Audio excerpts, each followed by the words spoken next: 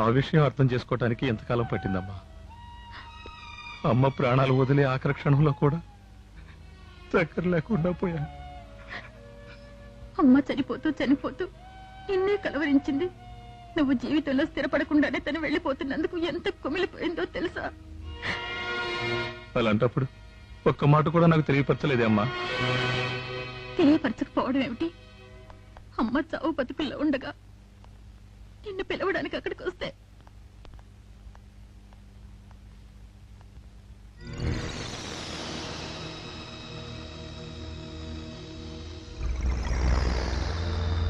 ఎవరమ్మా?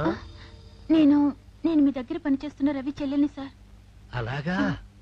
మా అమ్మకు ఒంట్లో బాలేదు సార్. అన్నయ్యనే కలవరిస్తోంది. ఒక్కసారి వాడిని పంపిస్తే. అయ్యో, ఏడోబోకమ్మా, ఏడోబోకు. ఊరుకోమ్మా, నీకేం కావాలో చెప్పు, నేను చేస్తానుగా. ఊరుకోమ్మా, ఊరుకో. అదేంటమ్మా, నీకెంత డబ్బు కావాలో చెప్పు, నేను ఇస్తానుగా. నీ డబ్బు వద్దు, ఏమి వద్దు. నాపకమ్మా, నా రక్తం ఉడికిపోతుంది. నీ ఒంటి మీద చేయి వేసిన వాడి ప్రాణం చేస్తాను. ఇన్నాళ్ళు నువ్వు దూరంగా ఉన్నా మాకు అమ్మైనా ఉండేది. ఇప్పుడు ఆ దుర్మార్గుని చంపి జైలుకి వెళ్ళి మమ్మల్ని దిక్కులేని వాళ్ళని చేస్తావు అన్నయ్య. అవునన్నయ్య, నాకు కావాల్సింది పగ, ప్రతీకారం కాదు. ఇప్పటికైనా నువ్వు మారి మంచి మార్గంలోకి వస్తే అమ్మ ఆత్మ శాంతిస్తుంది.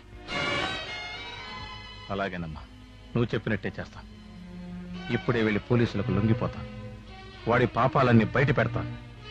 ఆ పాపాల్లో పాలు పంచుకున్నందుకు జైలు శిక్ష కూడా ఆనందంగా అనుభవిస్తాను. వాడు బ్రతికుండగానే నరకం అనుభవించేలా చేస్తాను. నా ప్రతీకారం తీర్చుకుంటాను. ఏమిట్రా చిన్నడా, ఇంకా తొడవటం అవలా? అయింది, వస్తున్నా. నమస్కారం సార్. నమస్కారం. ఎవరయ్యా నువ్వు?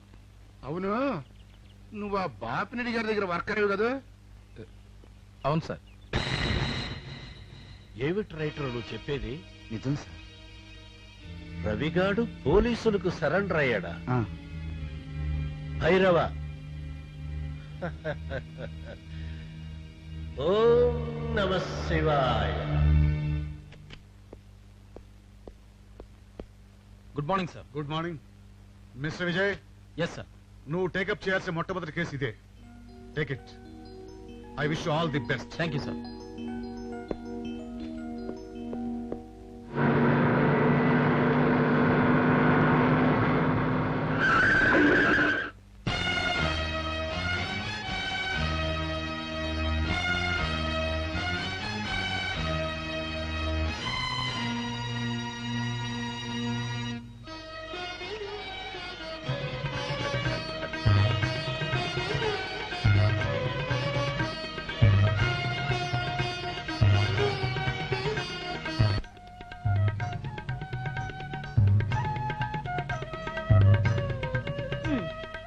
మీ పోలీస్ దండాలేనా? ఆ డ్రెస్ చూస్తే చాలు మీకు పూనకం వచ్చేస్తుంది. అదేం కాదు, మేము ఇద్దరం సాధించలేంది మన విజయబాబు సాధించాడు, అందుకే ఈ పూనకం. రెడీగా? ఇరుగు దిష్టి, పొరుగు దిష్టి, ఈ ఊరు వాళ్ళ దిష్టి, పొరుగు వాళ్ళ దిష్టి, కన్న వాళ్ళ దిష్టి, పెంచిన వాళ్ళ దిష్టి, పెద్దోడి దిష్టి, చిన్నోడి దిష్టి, అందరి దిష్టిలు ఈ గుమ్మడికాయ పగిలిపోవాలి.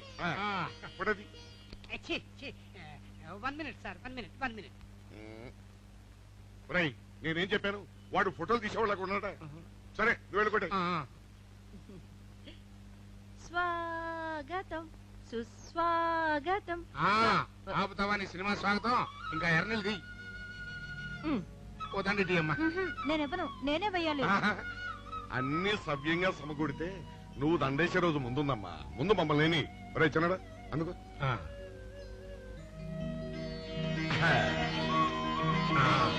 ఏమిటి ఇదంతా? ఇదంతా మా ఆనందం. సంతోషం బాబు. శోభన్ బాబు నటించిన కన్నవారి కలలు సినిమాలాగా మా కలలు ఫలించిన రోజు బాబు. మీరెలా ఉన్నారు నాన్న? కనపడతలా ఆనందంలో ఉల్లిగాడులా ఉబ్బిపోతున్నాడు మీ నాన్న. ఇవాళే డ్యూటీలో జాయిన్ అయ్యాను, నన్ను ఆశీర్వదించండి. ఏమని ఆశీర్వదించమంటావు బాబు? ఈ ఆనందంలో నోట మాట రావటం లేదు. 100 కాలాల పాటు చల్లగా వర్తిల్లు బాబు. బాబు తన మన తేడా లేకుండా డ్యూటీ చేసి మంచి పేరు తెచ్చుకో.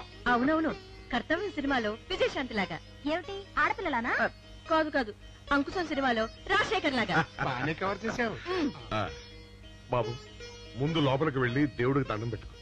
అసలు దేవుడు ఉన్నాడంటారా? ఏమిట్రా, ఎందుకు లేడు? మనందరికీ తండ్రి అయినే. లేదు నాన్న, బిడ్డల్ని సుఖపెట్టి సంతోషించేవాడు తండ్రి, బాధ పెట్టి ఆనందించేవాడు తండ్రి కాదు, తలారి. డ్యూటీ మీద ఇక్కడికి వచ్చానన్నా. ఏమిటా నువ్వు చెప్పేది? మన ఇంటికి డ్యూటీ మీద రావటం ఏంటి? అవును, రవి అనే వ్యక్తిని లాకప్ లో కొట్టి చంపిన నేరం మీద మిమ్మల్ని అరెస్ట్ చేస్తున్నాను.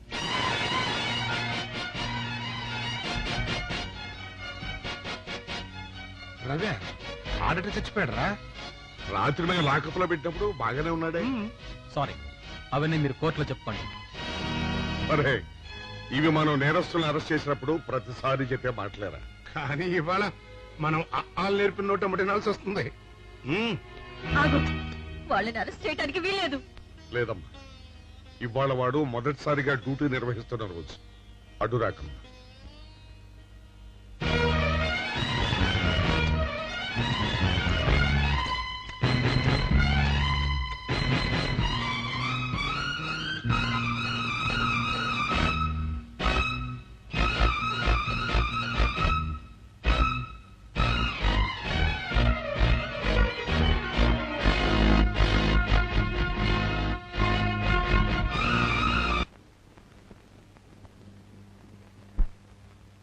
Yes, proceed.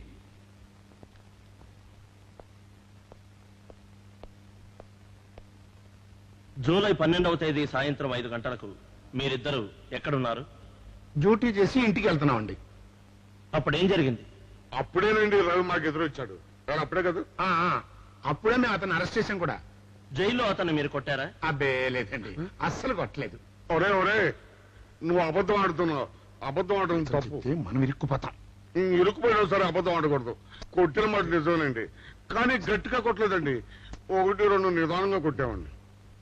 సాక్ష్యాధారాలు పరిశీలించిన తర్వాత ముద్దాయిల ఆనందరావు, సుందరరావులు రవి అనే వ్యక్తిని లాకప్లో కొట్టి చంపారని కోర్టు వారు అభిప్రాయపడుతున్నారు.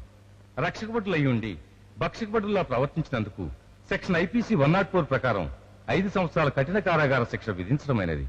శ్రీ తులసి ప్రియ తులసి జయమునీయవే జయమునీయవే, శ్రీ తులసి ప్రియ తులసి జయమునీయవే.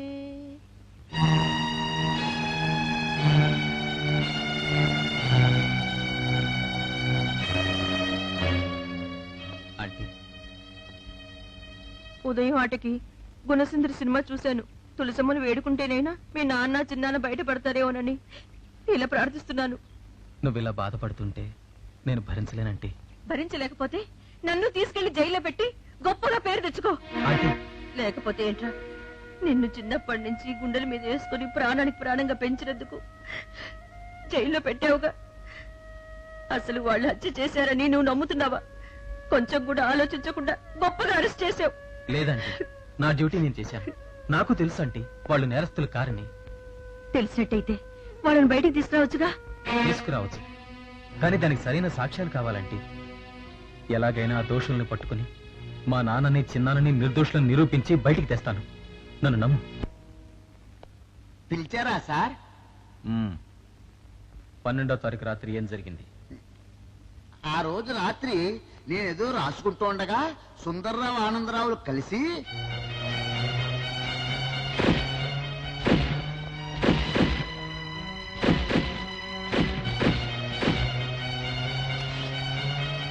అలా కొట్టుకుంటూ తీసుకెళ్లారు.